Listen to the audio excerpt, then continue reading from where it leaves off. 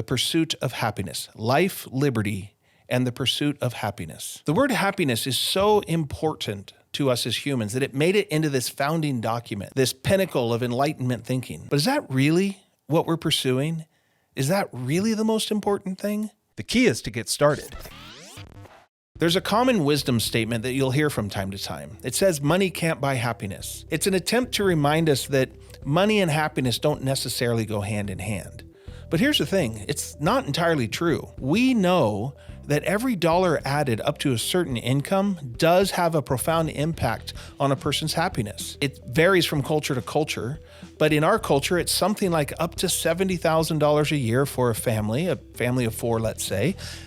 Money buys happiness. What's interesting is after that number, we'll call it 70,000 or somewhere around there, there's a diminishing return on how much happiness money can buy. And it begins to be a question whether it's buying happiness at all. Over the course of history in the United States, incomes have risen dramatically. I know it's not the same for everybody, and it hasn't been a smooth ride along the way, but overall, on average, we've become an incredibly wealthy nation. But have we become a happier nation? Are we the happiest nation on earth because we're one of the most wealthy? No, arguably not at all. And in recent times, it would seem as though the happiness metric might actually be falling off at some level. Why is that? If money buys happiness up to a point and then has no impact on happiness after that, what is the point of all the money? Here's one little twist on this idea that money buys happiness up to a point. Some philosophers would suggest that it's actually not buying happiness. What it's actually buying is the reduction of misery. It buys the ability to be safe, the ability to have enough food, the ability to get your needs met up to a point. And once your misery has been reduced to a certain point, more money doesn't matter. Well, that's not quite true. But why does it matter? To play with this question a little further, let me give you a functional definition of happiness. The definition I like the best is that happiness is when reality matches expectations. But here's the problem. The human was not meant or designed to be satisfied. We have this insatiable curiosity. Every time our expectations get met, we seem to expect more or want more or go after more. We're in a pursuit of something that consistently causes us to engage in ambition, to set new standards, raise the bar. Every time we discover something, we look to discover what's next, and we never seem to finish that project. So this leads to the business question. Why do people start businesses? I used to ask this question to students when I was an adjunct professor, and they would politely and correctly say the obvious. People start businesses to make money. That's not really why they do it. That might be why you go get a job. You get a job to make money, but that's not why you start a business. There's something more going on because there's a lot of risk. There's a lot at stake. There's a lot of room for failure when you go start a business. And so just to make money, well, so you can be happier? I don't think that's what's driving most entrepreneurs who start businesses, but it's what we say. It's how we answer that question. I ask it of clients all the time. Why does your business exist? And they'll say, to make money so I can take care of my family. Not even remotely the reason why you started a business. I think we start businesses because we are trying to pursue meaning and purpose in life. We want to do something that matters.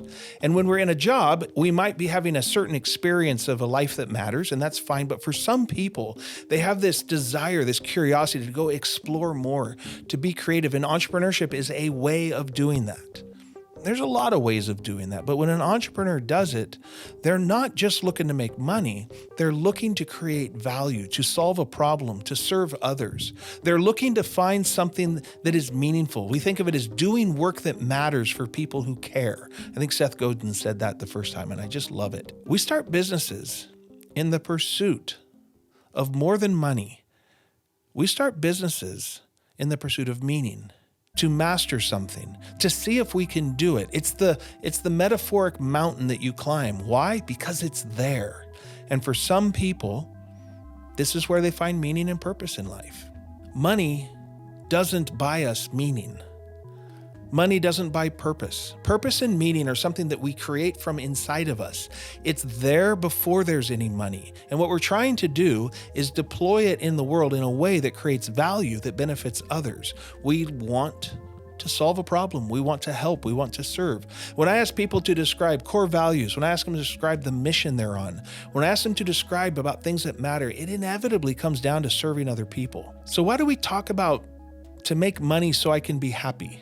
To make money so I can do whatever I want, to have financial freedom. Why do we talk about that as though there's happiness on the other side of that? To be honest, I don't know. I think it's just kind of lazy language. I think we're just used to talking about happiness as though it matters, in part because it's a fantastic experience and I'm not trying to get rid of it.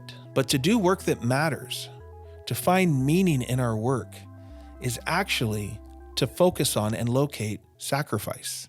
It's to find a place where you sacrifice yourself for the benefit of others. That's what a business is at its best. That's what happens when people create extraordinary value that they can then deliver.